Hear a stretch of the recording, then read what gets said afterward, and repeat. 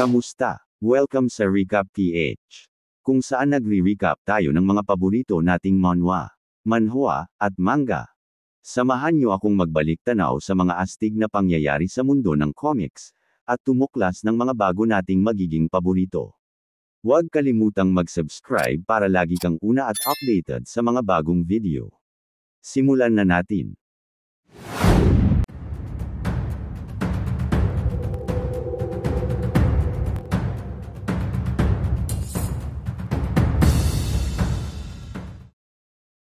Hindi pa rin makapaniwala si Zeng sa kanyang nakikita dahil hindi nga isang simpleng mataas na uri lang ng masamang espiritu ang nasa kanyang harapan, kundi ang panglimang pinakamataas na uri ng espiritu ayon sa libro ng mga shaman, na kilala sa tawag na Asher Ghost. Buong akala ni Zeng ay mas mataas lang ng kaunti sa demonyong monghe ang lalabas sa misteryosong libro, kaya't napakaswerte daw niyang makahanap ng mas mataas pa na uri. Nang makalapit na ng husto ang babaeng espiritu sa kanya, ay naramdaman na ni Zeng ang matinding kapangyarihan nito, na siyang nagpaluhod sa binata. Walang magawa si Zeng sa puwersa ng espiritu, kasabay ng pag-utos nito sa binata na ihandog ang kanyang kaluluwa sa kanya.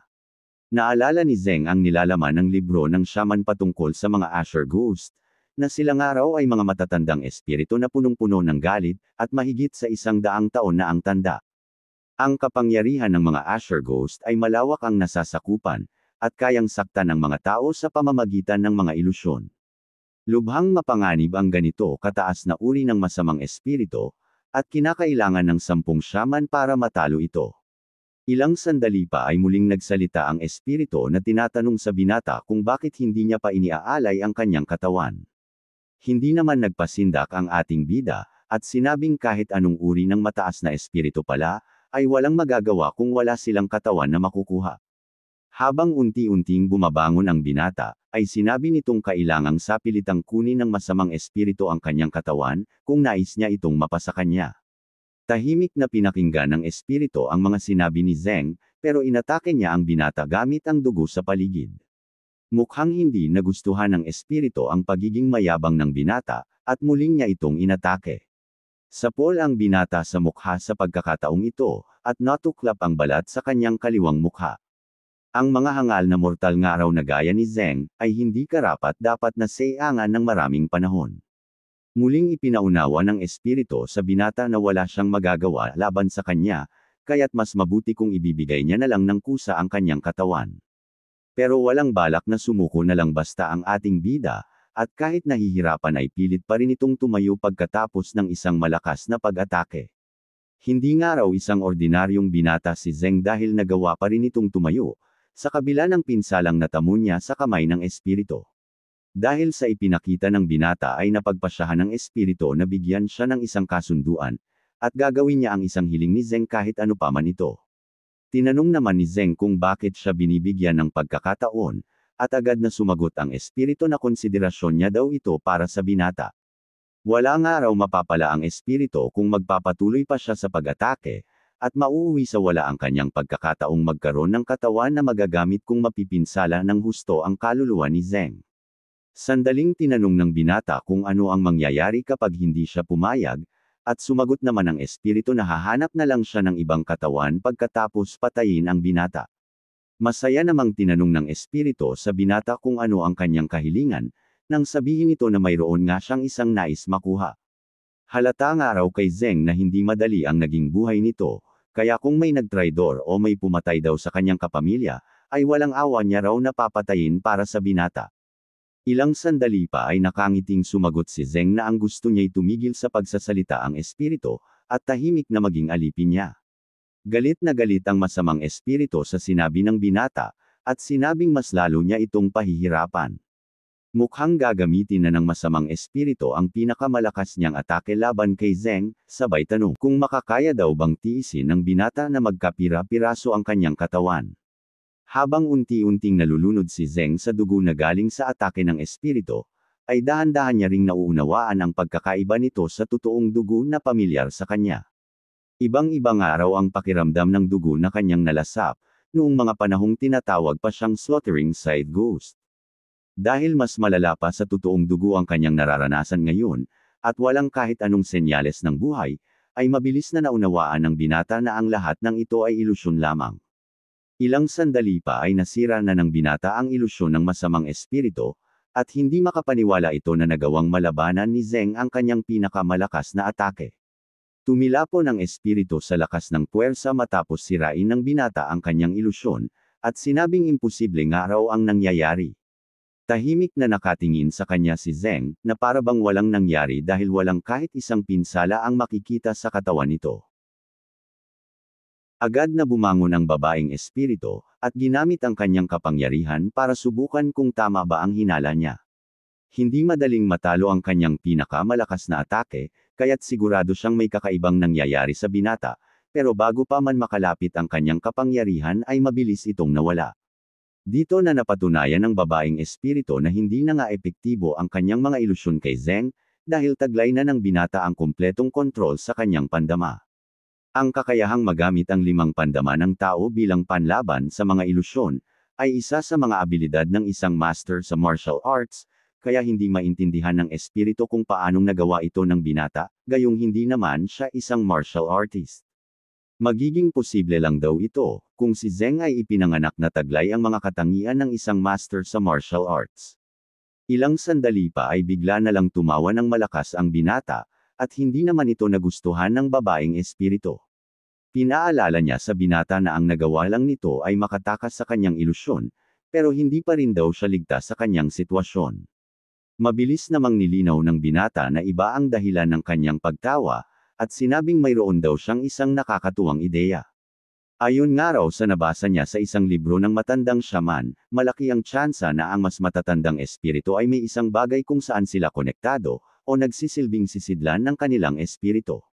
Nilabas ni Zeng ang librong pinanggalingan ng babaeng espiritu, at dahil nakitaan niya ito ng pag-aalala sa kanyang itsura, ay sigurado na ang binata na ito nga raw ang kanyang sisidlan. Maya-maya pa ay nakangiting sinimula ng binatang sirain ang libro, sa pamamagitan ng pagkagat sa balat nito. Agad din namang naramdaman ng babaeng espiritu ang pinsalang dulot ng pagkasira ng kanyang sisidlan, at nagsisigaw sa sakit habang pinagmamasdan ang binata. Bagaman tama si Zeng sa kanyang naging teorya, ay hindi naman makapaniwala ang babaeng espiritu na nagawang sirain ng binata ang libro. Wala pang araw kahit isang tao ang nakagawa nito dahil sa sobrang lakas ng masamang enerhiyang nagmumula dito, kaya't nilagyan na lang ng selyo ng isang master ang kanyang sisidlan. Mukhang naubos na ang pasensya ng babaeng espiritu kaya't mabilis nitong inatake si Zeng at sa pagkakataong ito, hindi lang simpleng ilusyon ang kanyang gagamitin. Hindi na nga raw niya kailangan pa ang katawan ng binata, at magsisisi daw si Zeng sa ginawa nitong pagtanggi sa ipinakita niyang konsiderasyon kanina. Habang nakahawak sa leeg ni Zeng ang babaeng espiritu, ay nakangiting sumagot ang binata na maaari naman daw niyang kunin na lang ang librong hawak ng niya, pero nakapagtatakang hindi niya raw ito ginagawa. Naunawaan ng binata na hindi maaaring hawakan ng babaeng espiritu ang kanyang sisidlan, sabay patuloy sa pagmuya sa balat ng libro. Mukhang tama ang mga sinabi ng binata dahil galit na inutusan ng babaeng espiritu si Zeng na tumigil sa pagmuya, at iluwa ang balat ng kanyang sisidlan. Habang abala ang babaeng espiritu sa kanyang mga sinasabi, ay may nararamdamang kakaiba si Zeng sa loob ng kanyang katawan, dahil sa dugong pumasok sa kanya na galing sa babae. Pakiramdam niya ay hinahati sa dalawa ang kanyang katawan, at may pagkakatulad daw ito noong unang beses niyang uminom ng nakal-alasong gamot. Pero higit na mas nangingibabaw daw sa kanya ang nararamdaman niyang galit ng babaeng espiritu, ang matinding pagkamuhi sa isang tao, gaya ng naramdaman ni Zeng sa pumatay sa kanyang lolo. Ilang sandali pa ay tuluyan nang nilunok ng binata ang balat ng libro, kaya't labis ang galit ng babaeng espiritu sa kanya. Sa ginawa ng binata ay may kakaibang pangyayaring naganap, si Zeng ay nakapasok sa loob ng alaala ng babaeng espiritu, at isang lugar na maraming bangkay ang bumungad sa kanya. Sa di kalayuan ay nakaluhod ang babaeng espiritu na may hawak na espada, habang nakaharap sa isang altar na may isang lalaking nakaupo. Hindi man marinig ng binata ang sinasabi ng espiritu, ay ramdam nito ang puot na mayroon ang babae sa lalaking nasa harapan niya. Ang di pa kilalang lalaki ay nakangiti lang habang nakikinig sa sinasabi ng babaeng espiritu, at maya-maya pa ay lumapit na babae para umatake. Sinalubong naman ng lalaki ang atake ng babaeng espiritu, pero malaki ang diferensya ng kanilang kapangyarihan dahil sa isang atake lang, ay tila nawalan na agad ng lakas ang kawawang babae. Dinukot ng lalaki ang puso ng babaeng espiritu sa isang atake lang, at winasak niya ito sa harapan niya.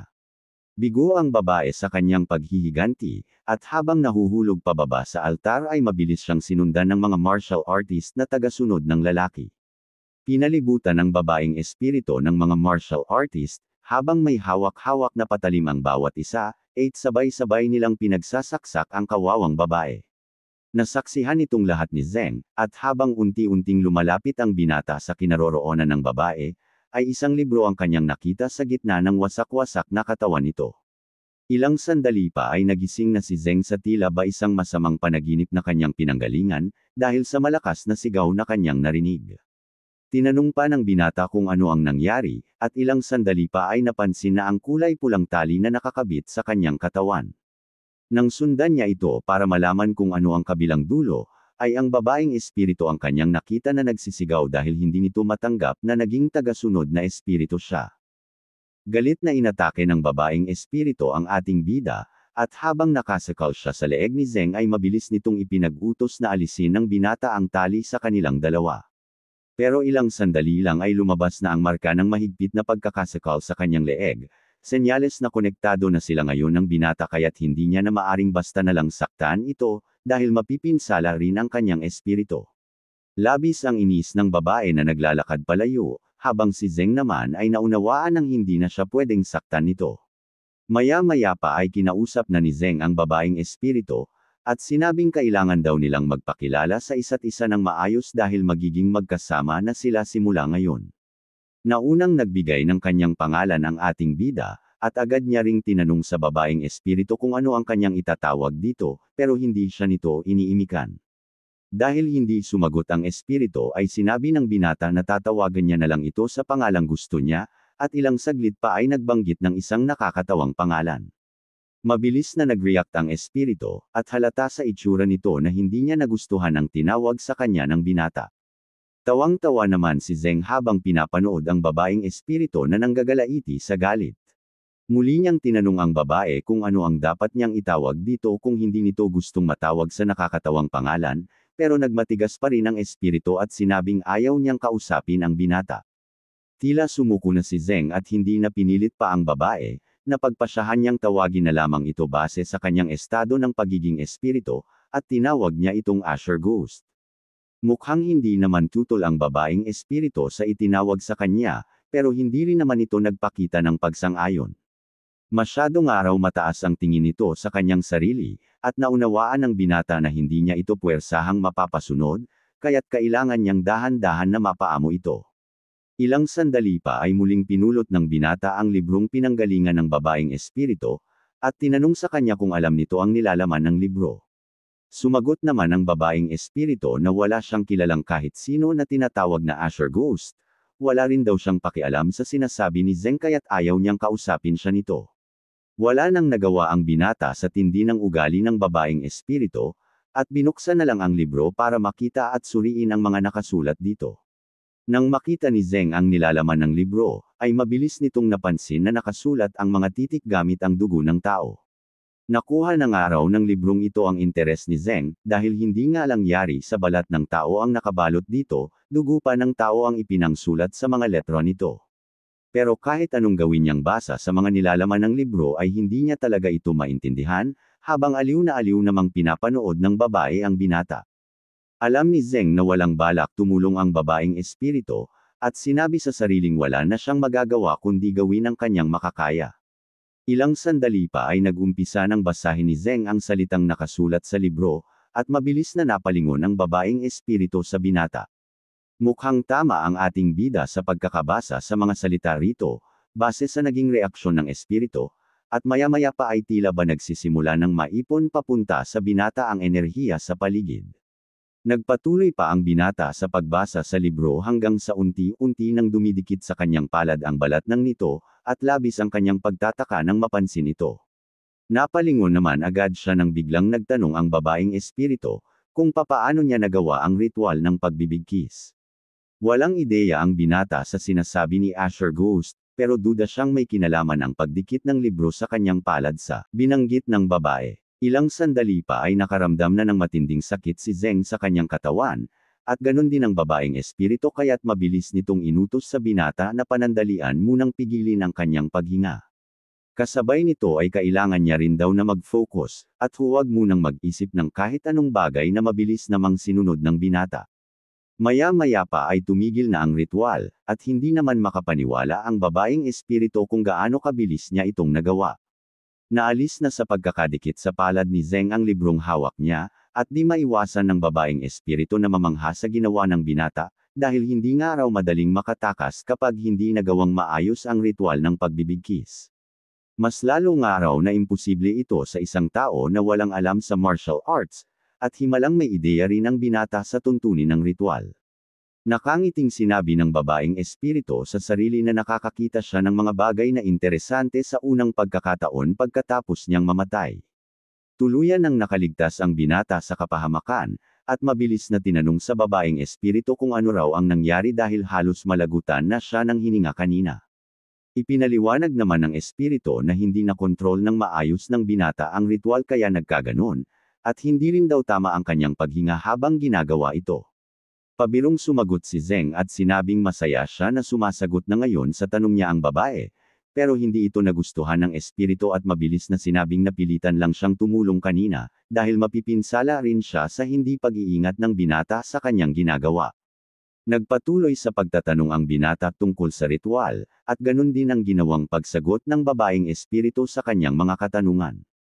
Tinanong ng binata kung bakit siya nakaramdam ng matinding sakit sa loob ng kanyang katawan habang ginagawa ang ritual, at ayon sa babaeng espiritu ito raw ay dahil sinubukan ng binatang humigop ng enerhiya, o ki sa paligid niya pero walang pumasok sa kanyang katawan. Kailangan niya raw itong subukan sa isang bagay na mayroon siyang makukuha agad, sabay turo sa bangkay ni Cho Il-sang. Kailangan niya raw itong gawin sa imbakan ng ki sa katawan, sa makatuwid ay sa ibabang kaunti ng pusod ng tao.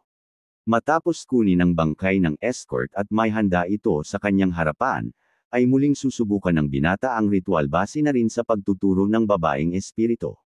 Ilang saglit pa ay muli nang inumpisahan ni Zeng ang ritual, at sa pagkakataong ito ay malaki na ang kaibahan sa mga nangyayari. Napansin na ng binata ang ki na pumapasok sa kanyang katawan mula sa palad niya galing sa bangkay ni Cho Il-sang, sabay tanong ng babaeng espiritu kung nararamdaman na ba niya ang epekto ng ritual ng pagbibigkis. Hindi sumagot ang binata pero may mainit na bagay na unti-unti niyang nararamdamang naiipon sa kanyang tiyan, at ito nga raw ang sinasabi ni escort siya na ki. Ayon din sa escort, nangangailangan ng matagal na panahon para makaipon ang isang martial artist ng sapat na dami ng ki para lumakas, pero sa pamamagitan ng pagsipsip ng ki sa katawan ng iba ay mas mapapabilis ang kanyang pag-iipon. Habang nananabik na sa posibilidad na maari siyang lumakas sa maikling panahon, ay hindi inasahan ng binata nang bigla na lang kumalat at nawalang lahat ang kinuha niyang ki sa bangkay ng escort. Tinanong ni Zeng sa babaeng espiritu kung bakit ito nangyari, at sinagot naman siya nito na ganito talaga ang natural na nangyayari sa ki, lalo na kung hindi mo ito nakuha sa pamamagitan ng tamang pamamaraan ng paghinga.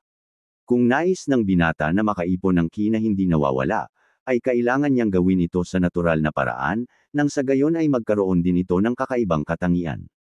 Malaki ang panghihinayang ng binata dahil hindi nga raw siya makakapag-ipon ng ki gamit ang ritual sa pagbibigkis ayon kay Asher Ghost, at sinabi pang walang mabilis na paraan para maging isang master.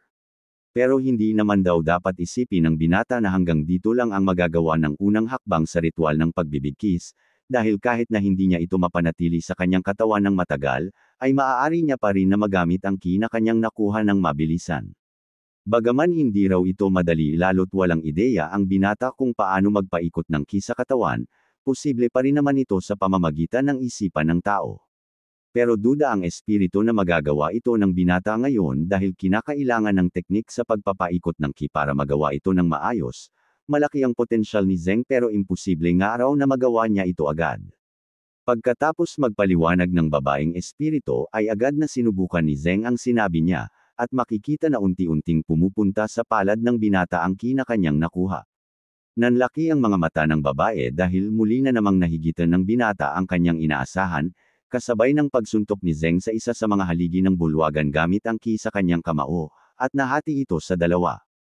Masaya ang binata sa kanyang bagong natutunan habang ang babaeng espiritu naman ay hindi pa rin makapaniwala kung paanong nagawa ni Zeng na mapadala ang key sa kanyang palad gaya ng sinabi niya, samantalang wala itong nalalamang teknik para dito.